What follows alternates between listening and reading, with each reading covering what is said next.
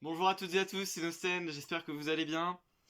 C'est une vidéo que je vous fais pour tout simplement vous remercier avant la vidéo que vous allez voir. C'est une vidéo pour vous remercier parce que ça fait 1 an maintenant qu'on fête l'Ecosias League, qu'on fête tous les dimanches à 14h les matchs de l'Ecosias League.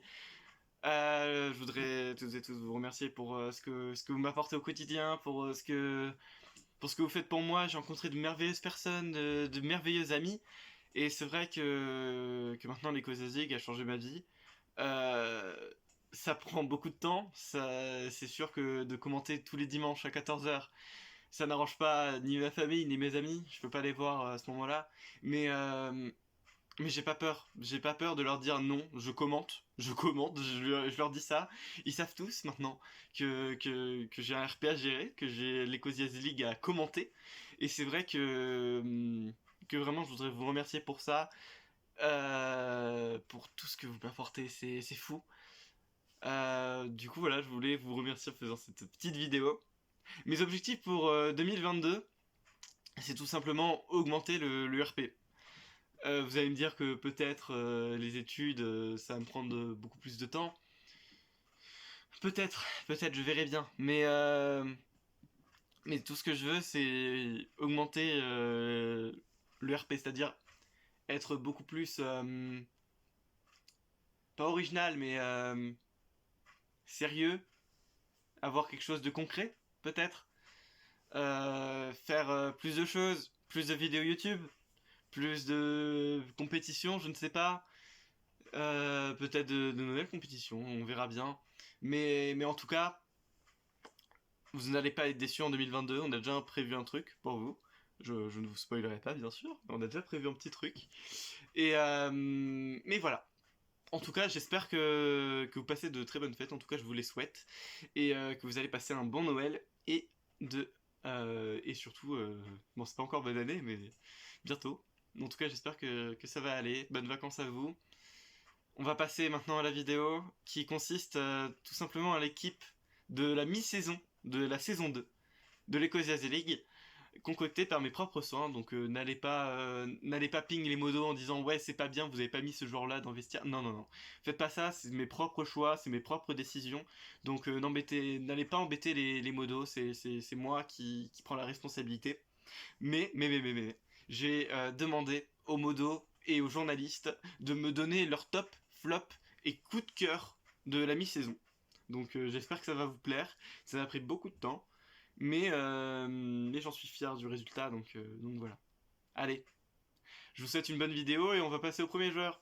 Le Salut! gardien de la mi-saison a été André Collard, 6,87 de moyenne.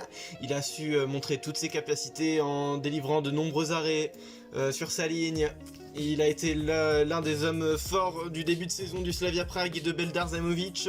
Il a su être capitaine de son équipe, il a su porter son équipe vers la victoire notamment. Il a eu 4 clean sheets contre Feyenoord, Molde ou encore Lille. Où il a été aussi plusieurs fois man of the match avec des notes impressionnantes. C'est vrai qu'il fait une moins bonne deuxième partie de saison, mais en première partie de saison c'était lui le boss. On se demandait même si c'était pas le meilleur joueur du championnat. Donc c'est vrai qu'André Collard mérite totalement sa place dans cette équipe de la mi-saison d'Ecosias League. Passons maintenant à Marvin Plattenhardt qui a été élu défenseur gauche de la mi-saison. En effet, il a été capitaine du Hertha Berlin de Madame Andrea Janov, qui est irremplaçable malgré des bons matchs de Lucanes. Plattenhardt montre qu'il est toujours complet sur sa ligne. Il délivre de super bons centres et surtout il est décisif, coup de pied arrêté grâce à ses coups francs magnifiquement bien tirés de son pied gauche magnifique. Il a été aussi décisif dans plusieurs matchs.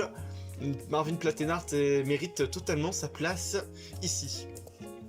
Passons maintenant à Santiago Bueno, défenseur central de Almeria, uruguayen. On connaît bien sûr coach Fagueras pour sa colonie uruguayenne. En effet, Santiago Bueno est le meilleur casque de cette Ecosias League. En effet, il a marqué de nombreux buts sur corner, marquant d'ailleurs le but de la victoire face à plusieurs équipes. En effet, c'est certainement grâce à lui si Almeria est aujourd'hui 2e du classement. Il est indiscutable pour coach Figueras et surtout c'est quelqu'un qui marque beaucoup de buts pour un défenseur. C'est clair que Santiago Bueno est très fort dans ce domaine. Passons maintenant à Klostermann, Lucas Klostermann, qui est l'un des chouchous de coach Lucas Legou. En effet, il est très solide, on l'appellerait The Rock dans le vestiaire. Très apprécié d'ailleurs par les membres de l'Ecosias League. Klostermann, même s'il a pris son carton rouge la dernière fois face à la Real Sociedad de Apca. En effet, il a été aussi buteur dans des matchs. Lucas Klostermann qui n'a pas peur de se montrer très physique et veut prouver qu'il mérite encore sa place dans l'équipe type de la saison.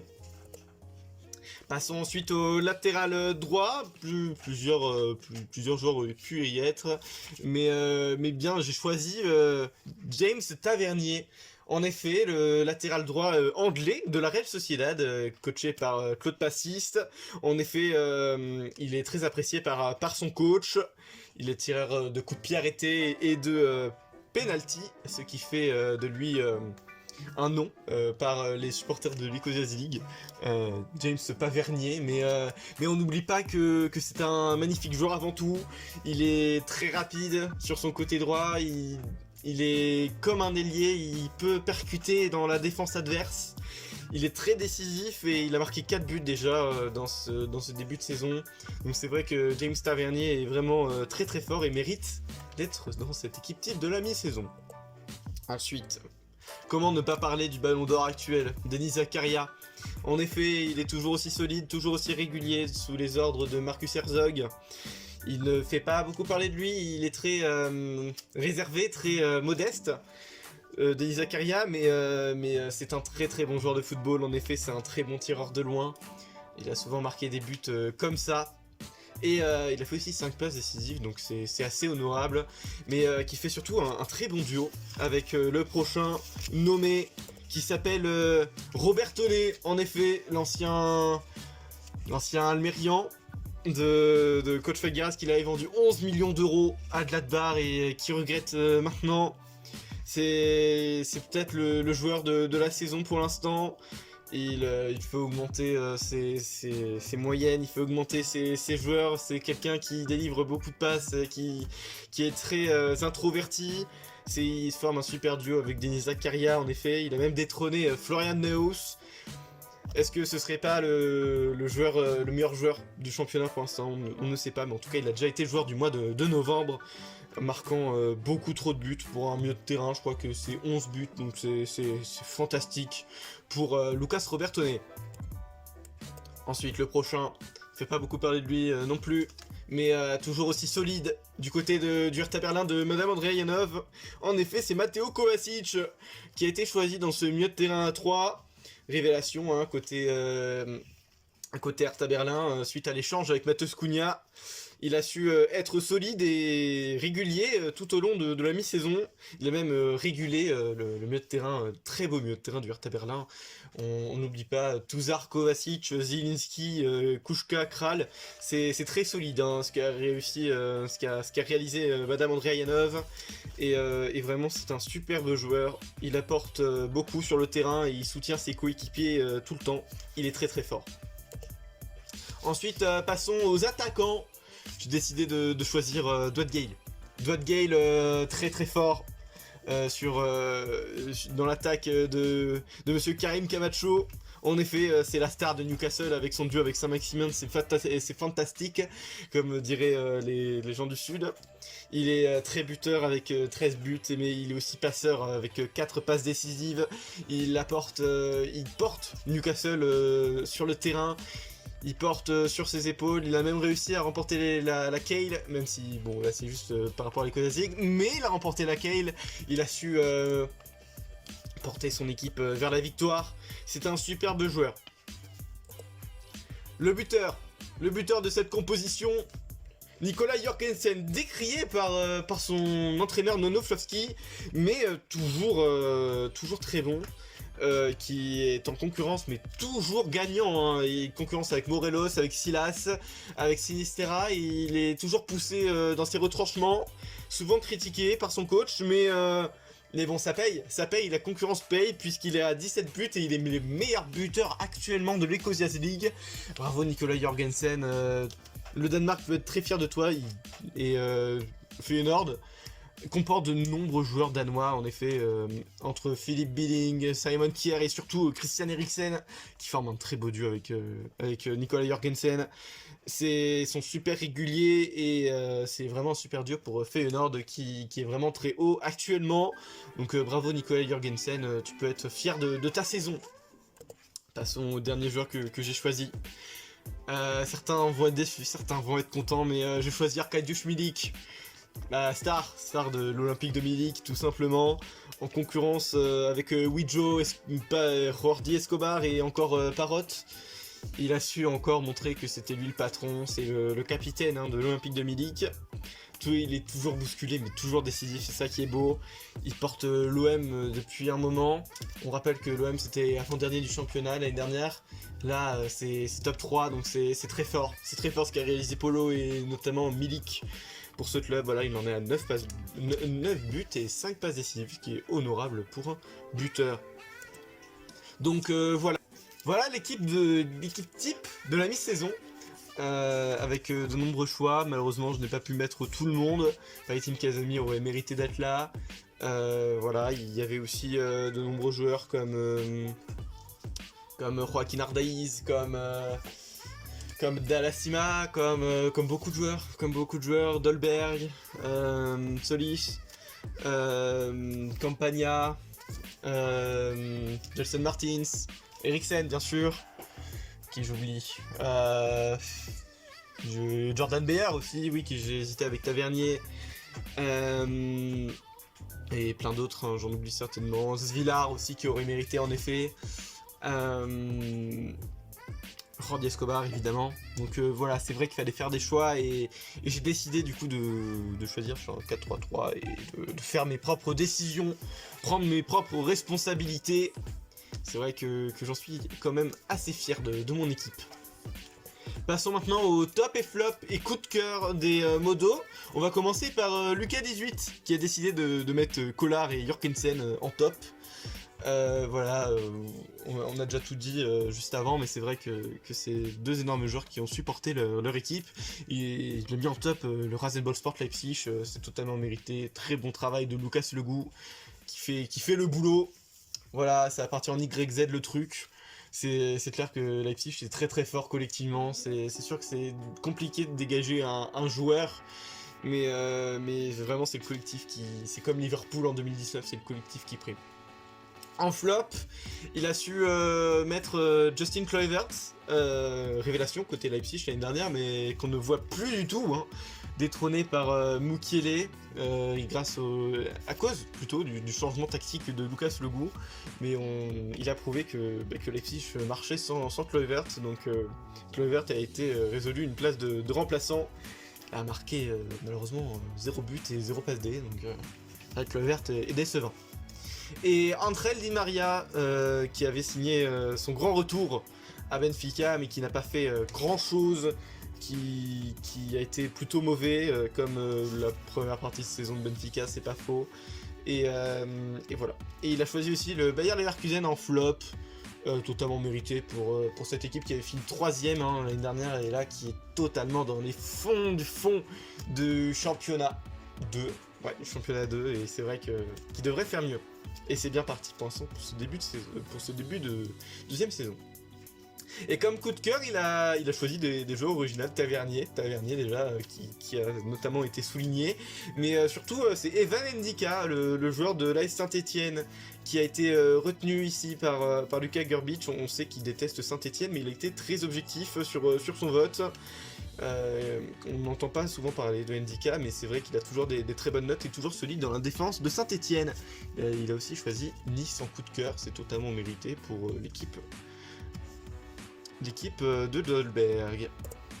Allez, passons maintenant à Nono, votre journaliste préféré, évidemment. Il a choisi en top Dwight Gale de Newcastle, évidemment, la star, on ne va pas revenir dessus. Et Paitim Kazami, malheureusement victime du milieu de terrain Robertone, Zakaria et Kovacic. Kazami en a été la victime puisqu'il n'a pas été mis dans ce milieu de terrain, mais c'est vrai qu'il fait une énorme saison, meilleur passeur du championnat, toujours décisif avec Arthur Cabral qui porte le bal décevant de cette deuxième saison d'Ecosia League. En flop, il a choisi Gravenberch, Ryan Gravenberch, milieu de terrain du Bayer Leverkusen, qui on entendait beaucoup l'année dernière, mais là qu'on n'entend plus du tout. C'est vrai que c'est assez décevant pour Ryan Gravenberch. Et il a aussi choisi Memphis Depay, capitaine, ancien capitaine de l'Olympique Lyonnais de Luka Grbić. C'est vrai que c'est assez décevant pour le capitaine néerlandais. Il n'a pas beaucoup été décisif cette saison. Lyon est assez maussade, c'est peut-être à cause de ce mauvais rendement de Memphis Depay. Et comme coup de cœur, il a choisi Tanender, en effet.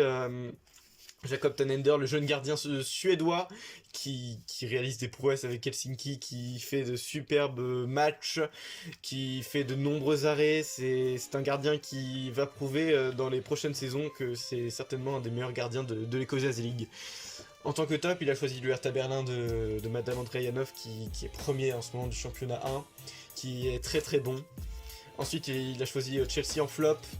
On aurait pu attendre d'un gros club qui soit dans les meilleurs clubs du championnat, mais ils sont que malheureusement au milieu de tableau. Malheureusement pour Chelsea, on attendait mieux. Et en coup de cœur encore l'OGC Nice qui fait beaucoup rêver. Allez, passons maintenant à l'avis de Mat Zero. Il a choisi en top Arthur Cabral. C'est vrai qu'avec son duo avec Kazani est vraiment super fort. Et Jorgensen, toujours là. Nicolas Jorgensen, très très très très bon cette saison. Avec ses 17 buts.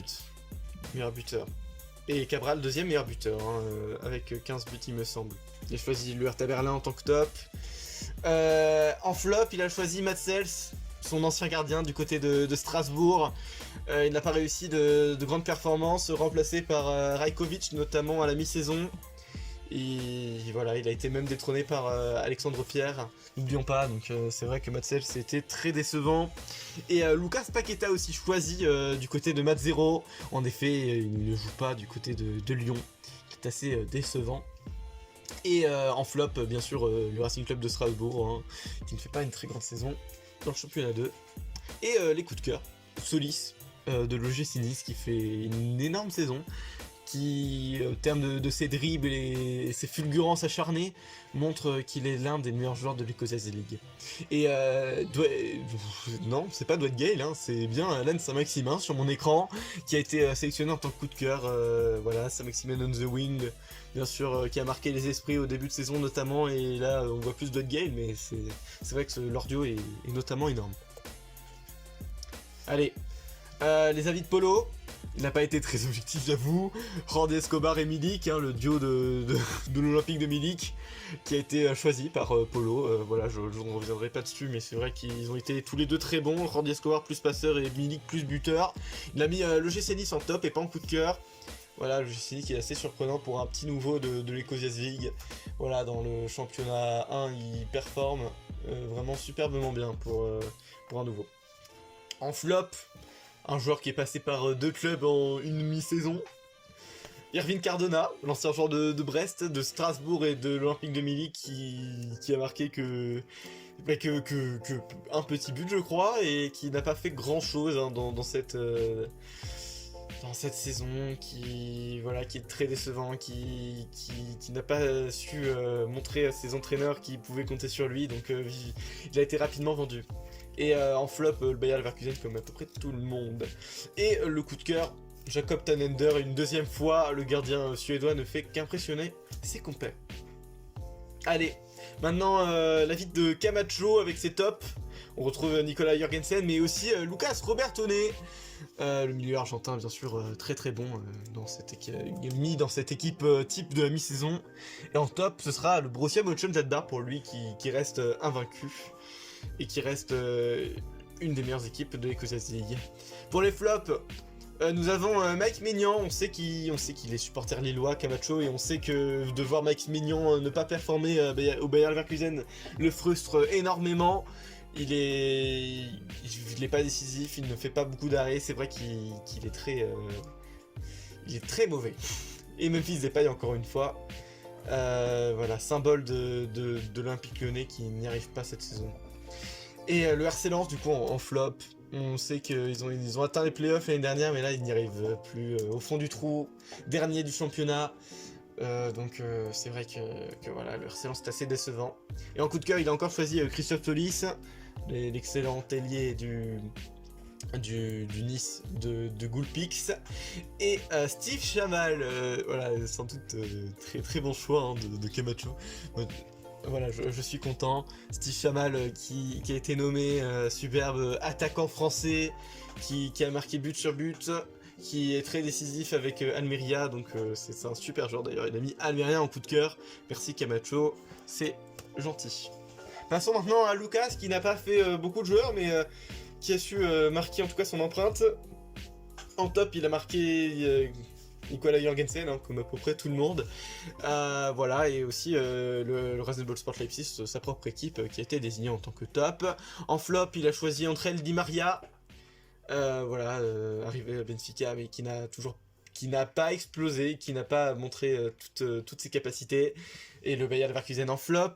Et son coup de cœur, c'est bien Dimitri Payet, hein, recruté au RB Leipzig à la mi-saison, il me semble, qui n'a pas pu encore prouver au monde entier qui il est, mais c'est vrai qu'il a fait de plutôt bons matchs pour son arrivée. Et il a choisi l'Olympique de Marseille en coup de cœur, l'impressionnante équipe de polo qui fait ravirer tous les supporters de l'Ecosia-League. Passons maintenant à l'avis de Lulugmar, qui a mis Robertone et Collard en top. Voilà, c'est logique, avec le RB Leipzig en top. Ensuite en flop, des flops encore qu'on n'a pas encore vu. Steven Bergwijn, arrivé à Lyon cet été, qui n'a pas... Non, je crois même c'est l'hiver dernier, qui n'a pas explosé, qui a rien fait. Steven Bergwijn, vraiment, il a été très mauvais. On attendait bien mieux de lui. Et Hakim Ziyech aussi, du côté encore de Benfica, qui ont recruté des stars, mais qui n'ont pas explosé malheureusement. Et voilà, qui fait meilleure deuxième partie de saison à Gladbach, mais c'est vrai que Hakim Ziyech a été plutôt décevant à Benfica. Il a mis le RC Lens en flop, et en coup de cœur, il a mis Jacob Tanender, comme tout le monde apparemment, et Jordi Escobar, qui a été nommé par Lulugmar, l'impressionnant attaquant de l'Olympique de Munich. Et il a mis aussi Almeria en coup de cœur, je le remercie. Passons maintenant à l'avis d'Arthur. Arthur qui a mis Robertone et Jorgensen comme à peu près tout le monde en top. Il a mis le Rasenball Sport Leipzig en top. Et en flop, il a mis So Jun-Shu et Kingsley Coman, le premier arrivé à Chelsea pour cher je crois, pour 20 millions. N'a pas impressionné ses compères, en effet il a été détrôné par Rudiger, Azpilicueta ou encore Schule. Il a été plutôt mauvais l'international turc. Et Kingsley Coman, alors là c'est vrai qu'il a été un peu sévère, monsieur Marcus Herzog, parce que Coman arrivé à Leipzig pour une certaine somme, je crois 45 millions si je me trompe pas. C'est vrai que ça fait beaucoup, mais je trouve qu'il a été plutôt bon moi à Leipzig. C'est vrai qu'il n'est pas titulaire encore, c'est vrai qu'il a peine à s'installer dans cette nouvelle composition de Lucas Legout, mais Kingsley Coman quand même fait une bonne saison, pas une excellente saison, mais une bonne saison quand même, donc c'est vrai qu'il a été assez dur. Et pour le flop, c'est le Bayer Leverkusen, encore une fois, qui a été relevé par Arthur. Ensuite, en coup de cœur, deux coups de cœur qu'on n'a pas encore vu, et bien c'est Emre Gazitli du Bayer Leverkusen qui a été sélectionné ici. Très bon buteur, voilà, qui a sauvé peut-être les meubles de la saison de Leverkusen. Voilà, et là il est encore décisif dans cette deuxième partie de mi-saison, donc c'est vrai qu'Emre Gazitli ne déçoit pas. Et Julian Von Moos qui a été retenu aussi pour Arthur, le Suisse qui qui a eu peine de s'imposer au FC Bâle, mais qui a signé à Molde et ça va beaucoup mieux depuis ce temps. Il a été même élu une fois joueur de la WAC. Donc c'est vrai que Julian Von Mousse ne déçoit pas. Et c'est un artisan peut-être de la remontée de Molde en deuxième partie de saison. Et son équipe coup de cœur, eh bien c'est Feyenoord. C'est vrai qu'ils sont toujours impressionnants, qu'ils mettent des gros scores comme le Rasenballsport Leipzig. Donc c'est vrai que Feyenoord méritait cette place dans les coups de cœur. Et ensuite, autour de moi, je vais dire mes choix, je vais dire ce que j'en pense. Mes tops et mes flops, j'ai mis Jorgensen comme à peu près tout le monde. Mais moi j'étais plus original. J'ai préféré mettre Oyarzabal en top. Michael Oyarzabal du côté de la Real Sociedad qui fait une superbe saison, vraiment c'est le capitaine, c'est l'étendard de jeu de Claude Pastis. Il est très très bon, il a marqué but sur but, donc Michael Oyarzabal, il n'y a pas de souci, il mérite d'être là. Moi j'ai mis en top le Hertha Berlin, qui est premier de son championnat, qui mérite d'être là. En flop, j'ai choisi Memphis Depay comme beaucoup de monde aussi. J'avoue, je le trouve vraiment pas bon. Donc voilà, on va voir ce que fait Lucas Grbić, Luka Grbić, qu'est-ce que je dis moi, Luka Grbić dans cette deuxième partie de mi-saison. Et Kyle Duncan aussi, que j'ai mis en tant que flop, l'ancien joueur du RC Lens. Non, toujours le joueur du RC Lens, mais c'est vrai que là on ne le voit plus du tout. Je crois que c'est aucune passe décisive cette saison. Il a été très décevant et on espère qu'il va se réveiller et qu'il va pas être détrôné par Serge Aurier ou encore Jonathan Klaus. Et en flop, moi en club, j'ai choisi le FC Bâle. Le FC Bâle, je trouve ça décevant. Il compte que sur Cabral et Casami notamment, et un peu Zegrova, mais c'est vraiment rien. C'est pas bon, c'est pas bon, soyons honnêtes. Dans le jeu, c'est pas ça et c'est décevant. Voilà, Casami mérite un meilleur club, Cabral mérite un meilleur club. J'espère que Top Gaga fera mieux dans cette deuxième partie de saison. Et en tant que coup de cœur, moi je décidais d'être original parce que je veux un petit peu le coup de cœur de tout le monde. Je pense que j'aurais mis Tanender aussi, comme à peu près tout le monde. Mais je décidais vraiment là d'être original. J'ai mis Ulrik Saltnes du Bodø Glimt. C'est vrai que ce joueur est super bon. Voilà, on ne l'entend jamais. C'est un des plus discrets en Ecosia League, mais je crois que là il en est déjà à 7 buts en Ecosia pour un milieu de terrain. Pour Bodø Glimt, qui est une petite équipe hein, du championnat 2, il me semble. Non, du championnat 1. C'est vrai qu'il est assez décevant. Qu'est-ce que je dis moi? Enfin, c'est Kermit qui est assez décevant pour Bodø Glimt parce qu'il a recruté les joueurs pour. Mais Saltnes est là pour marquer les buts de Bodø Glimt. Et ensuite, j'ai désigné Borja Sanchez, le milieu offensif, le 10 de Madame Andrea Yanov, qui est pour moi meilleur que Griffo et meilleur que Oscar. Bien sûr, c'est un des meilleurs joueurs de la KL, bien sûr, il s'est révélé cette saison aux yeux du grand public, il a été très très fort et il mérite pour moi d'être en coup de cœur et d'être cité en tant que des meilleurs joueurs du championnat. Et en club coup de cœur, moi j'ai choisi Helsinki, parce que on s'attendait pas à grand chose. Voilà, ils ont fait un recrutement intelligent, dépensant pas beaucoup de sous, mais comptant sur les jeunes. Et Risto Mikkonen n'a pas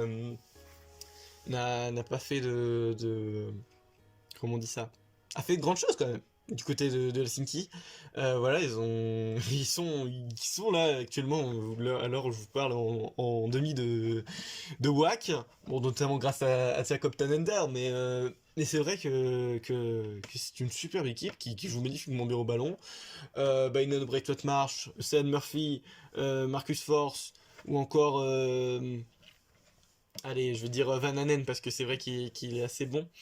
Voilà, c'est des super joueurs et malheureusement on n'en parle pas assez, je trouve, de Helsinki, parce que c'est vrai qu'on les attendait vraiment en dernier au fond du trou, mais au final ils font des bons résultats, donc bon, même s'ils ont perdu, je crois, un gros score contre Feyenoord, mais rien n'empêche une bonne saison de Helsinki. Franchement, superbe équipe. Donc voilà, c'est fini. C'est fini pour les tops et les flops et pour cette vidéo. Je voudrais vous remercier pour m'avoir écouté. C'est vrai que cette vidéo est longue, mais en tout cas, j'espère que ça vous a plu. Allez, bonne fête à vous et surtout, prenez soin de vous. Salut les gars!